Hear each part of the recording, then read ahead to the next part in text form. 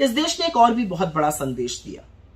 इस देश ने न सिर्फ बीजेपी को अयोध्या में शिकस्त दी, पर श्रावस्ती में भी, जहां पर नृपेंद्र मिश्रा जी के पुत्र लड़ रहे थे और घूम घूम कर कहते थे मेरे पिता ने मंदिर बनवाया, वहां पर भी भाजपा को हराया।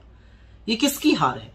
ये हार है उन लोगों की जिन्होंने प्रभु राम को एक छोटा सा बनाकर नरेंद्र मोदी को उनकी उंगली थाम दी, जिन लोगों ने गाने बनाए हम राम को लाए हैं। प्रभु राम जो देश ही के नहीं दुनिया के कड़-कड़ में बसते हैं, आस्था का प्रतीक है, मर्यादा का प्रतीक है, साहस का प्रतीक है, प्रेम का प्रतीक है, न्याय का प्रतीक है, उन्होंने विराट रूप धारण करके आपको हराया, क्योंकि आपको राम का पुजारी बनना चाहिए था, आप राम के व्यापारी बन गए। और कमाल की बात तो तब है कि जब हिंदू खुद अपने हक के लिए, अपने अधिकारों के लिए जागा, जब उसने महंगाई और बेरोजगारी के खिलाफ वोट डाला, तो बीजेपी की आईटी सेल वाले हिंदुओं को ही कोसने लगे।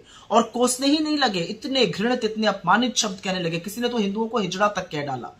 हिंदू जाग चुका है, हिंदू समझ चुका है कि धर्म के स्वयंभू ठेकेदारों से ना ये धर्म चलेगा, ना उनके बच्चों का भविष्य चलेगा। हिंदू जान चुका है कि उनके आराध्य का व्यापार करके, भगवान राम का व्यापार करके धर्म के ठेकेदारों को सबक सिखाना पड़ेगा। और हिंदुओं ने एक स्वर में आपको यूपी में, आपको बिहार में, आपको राजस्थान में, आपको महाराष्ट्र में, आपको पश्चिम बंगाल में, आपको तमिलनाडु में रिजेक्ट किया है हिंदुओं ने।